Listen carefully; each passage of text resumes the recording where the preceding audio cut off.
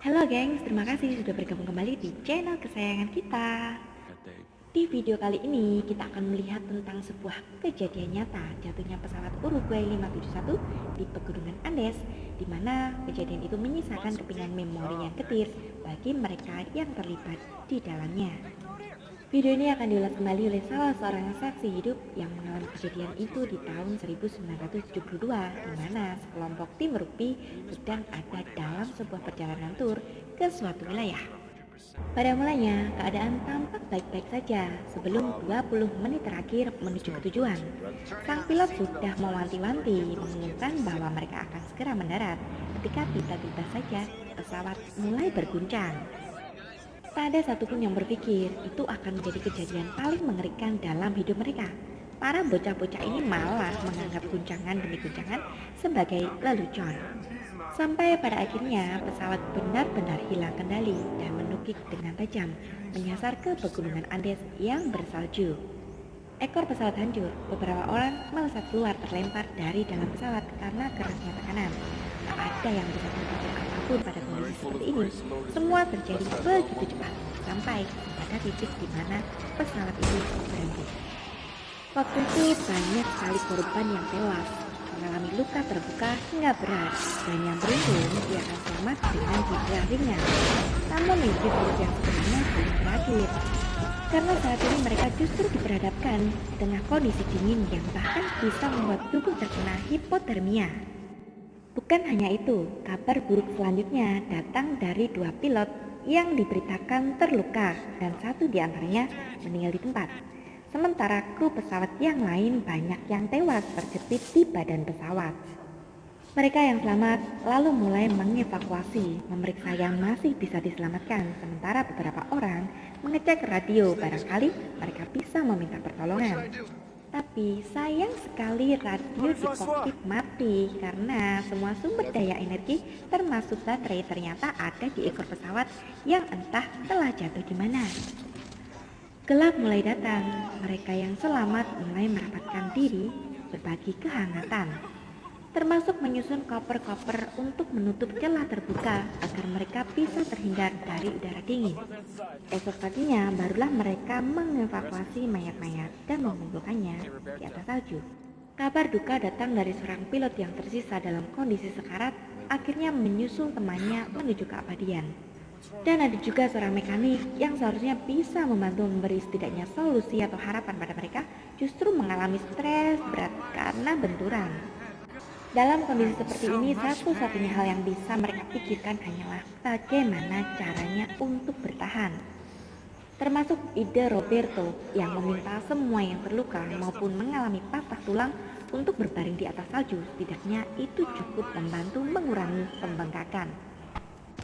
Dia sendiri terlihat membantu Susana, temannya yang selamat dari kecelakaan namun mengalami cedera di kepala dan kakinya.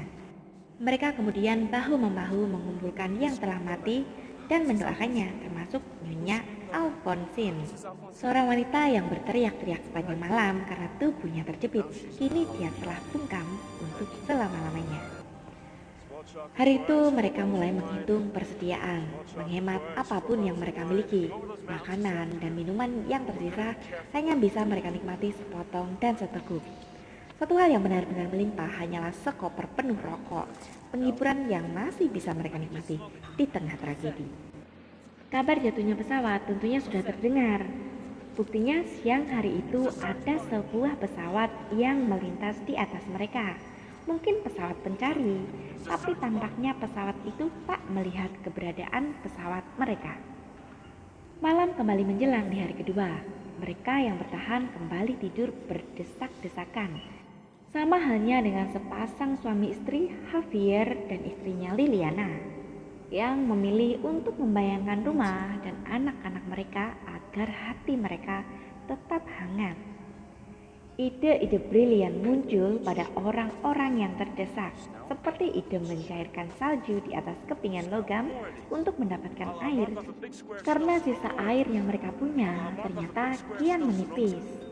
Sementara itu, anak-anak muda yang lain lebih senang untuk menghibur diri mereka dengan alat musik. Di dalam pesawat sendiri, kondisi Susana, gadis itu kian memburuk, sementara saudara laki-lakinya baru saja siuman.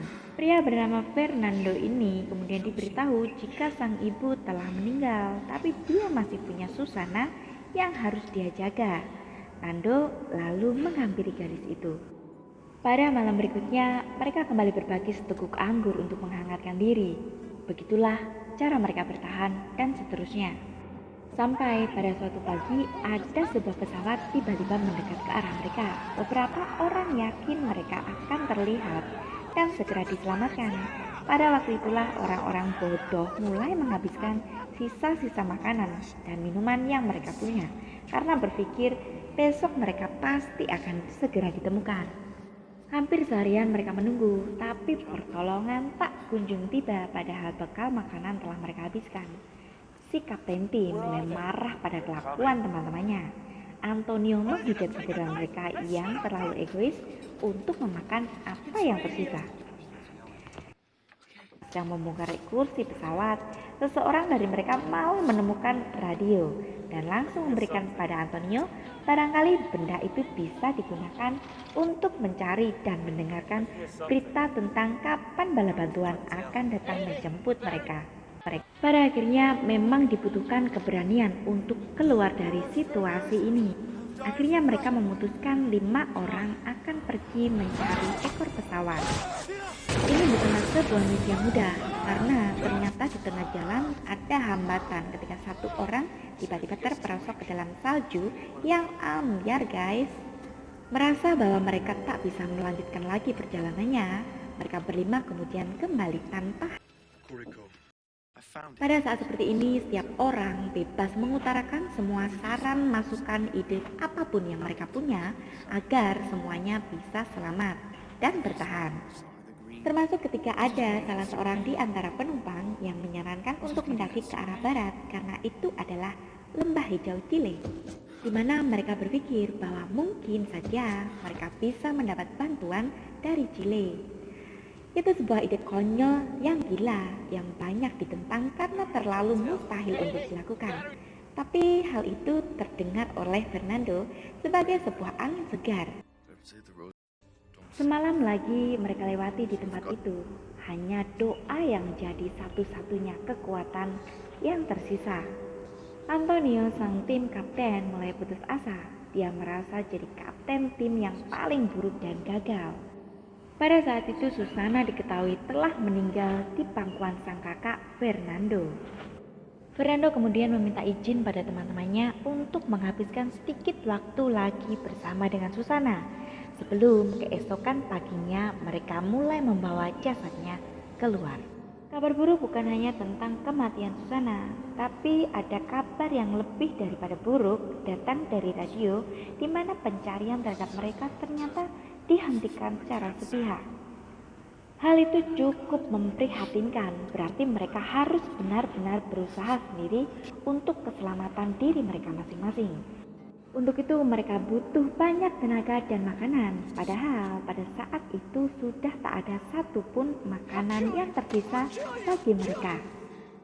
Percaya atau tidak, tapi inilah yang kemudian mereka lakukan.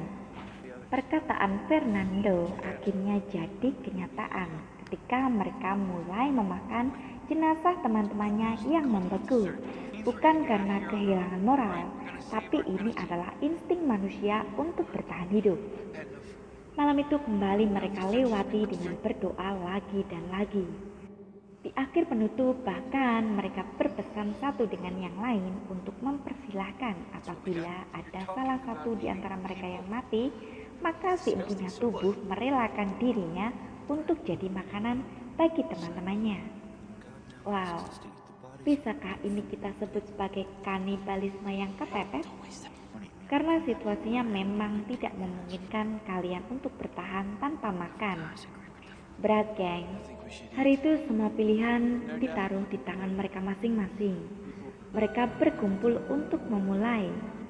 Dan Roberto jadi orang pertama yang melakukannya, disusul mereka satu persatu.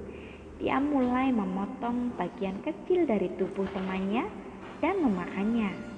Hanya pasangan Javier yang belum mau melakukannya. Begitu juga dengan Fernando yang tak tega melihat mayat adiknya jadi santapan. Berbekal energi dari daging yang baru saja mereka makan, akhirnya dibentuklah tim. 3 orang diantaranya akan pergi untuk mencari ekor pesawat itu lagi. Mereka pergi dengan segala keterbatasan dan tekad. Ini adalah sebuah pengorbanan bagi mereka semua. Sudah semalam berlalu, yang lain mulai berpikir bahwa mereka tewas. Tapi ternyata takdir berkehendak lain. Ketiganya bertahan dan bahkan menemukan kursi pesawat serta mayat dan mayat lagi. Tanda bahwa mereka sudah dekat ke tujuan, tapi mereka memutuskan untuk kembali karena persediaan yang mereka bawa sudah menipis. Sekembalinya mereka pada teman-temannya di hari berikutnya, sekali lagi mereka memilih orang dalam satu tim untuk mendapatkan ekor pesawatnya. Malam itu setelah sesi diskusi kecil mereka berakhir, ternyata ada sebuah kejadian tak terduga menghampiri mereka. Badai salju dahsyat menghantam pesawat yang jadi satu-satunya tempat mereka berlindung. Orang-orang itu tertimbun salju, bagian besar dari mereka tewas seketika. Termasuk Liliana, istri Javier yang baru saja berhayal semalam tentang memiliki anak lagi dengan suaminya. Well, kalau saja kita yang ada di situasi ini mungkin sudah nyerah kali ya. Badai pagi itu masih mengguncang selama hampir 2 hari, sama sekali tak menyisakan cahaya di langit. Malam ketiga di dalam badai dan longsor susulan, mereka kembali berdoa dan keajaiban itu terjadi. Cahaya mulai merambat memecah langit, memberikan kehangatan bagi mereka. Dengan semangat, mereka kembali menggali dan membersihkan pesawat mereka, serta mengumpulkan mayat-mayat yang tertimbun sebagai bahan cadangan makanan yang baru. Hari berikutnya setelah badai, mereka kehilangan Alberto, salah satu korban patah kaki. Dia tak mampu lagi bertahan. Mereka lalu membawanya keluar untuk didoakan. Di saat yang bersamaan, 3 orang tim kembali diberangkatkan mencari ekor pesawat. Saat berpamitan, Fernando sempat berpesan pada Javier yang terpukul dengan kematian istrinya. Fernando minta agar Javier ingat pada anak-anaknya dan dia harus bertahan. Setelah itu, Fernando lalu berangkat ditemani 2 temannya yang lain. Lama perjalanan yang mereka arungi akhirnya membuahkan hasil. Fernando dan 2 rekannya berhasil menemukan letak lokasi ekor pesawat mereka. Tapi sayangnya, ketiganya yang tak mahir elektronika tak berhasil memahami bagaimana cara kerja benda itu. Satu-satunya yang mereka ingat hanyalah Roy, si tukang elektro. Alhasil mereka balik lagi untuk membawa Roy dan mengamankan benda itu. Singkat cerita, pada perjalanan pulang yang kedua, si Roy ini tampak cukup lelah. Dia hampir menyerah. Tapi karena kegigihannya, Fernando akhirnya bisa membawa Roy kembali dengan selamat. Tak terasa waktu berputar begitu cepat dalam kondisi yang tak terlalu baik bagi mereka hari demi hari. Hari ini adalah hari ke-61, tepatnya 2 bulan setelah kejadian, dan mereka yang tersisa masih bisa bertahan. Wow, amazing guys. Sekalipun hidup, tapi kondisi mereka saat ini cukup memprihatinkan karena banyak yang mulai kehilangan akal, bahkan keyakinannya pada Tuhan. Fernando yang merasa terpanggil menggerakkan 2 temannya yang lain, Roberto dan Tintin, untuk pergi ke Chile. Bukan sebuah perjalanan remeh, ini akan memakan berhari-hari, bahkan berminggu-minggu perjalanan. Tapi tekad di hati Fernando sangatlah kuat. Dia yakin dia pasti bisa mencapai Chile dan memberikan pertolongan bagi teman-temannya.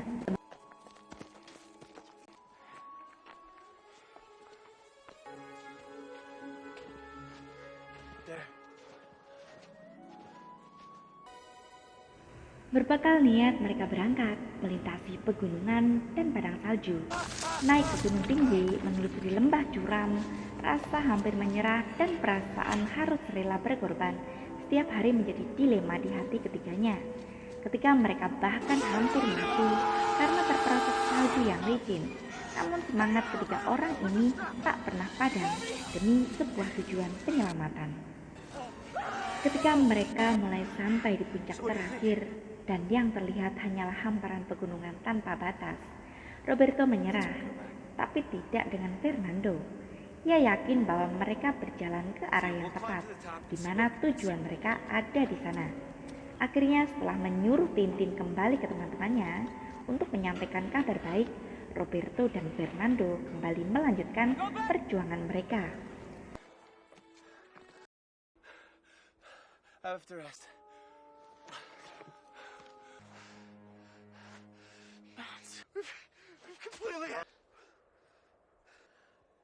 Usaha tidak pernah mengkhianati hasil. Berkat doa, keteguhan, niat, dan keyakinan serta tekad, akhirnya Fernando dan Roberto sampai ke lembah hijau Chile. Berkat kegigihan mereka, akhirnya pun bantuan itu datang menjemput 16 orang yang tersisa. Dan gengs, inilah akhir yang bahagia bagi mereka yang berhasil selamat. Pada sebuah kesempatan yang lain, tim ini kembali ke Pegunungan Andes untuk mendirikan pusara bagi 29 orang yang telah meninggal di sana. Satu pelajaran berharga yang bisa kita petik dari kisah ini bahwa selalu ada harapan bagi yang memiliki keyakinan, tekad, dan usaha. Sekian, sampai jumpa di video berikutnya. Bye-bye.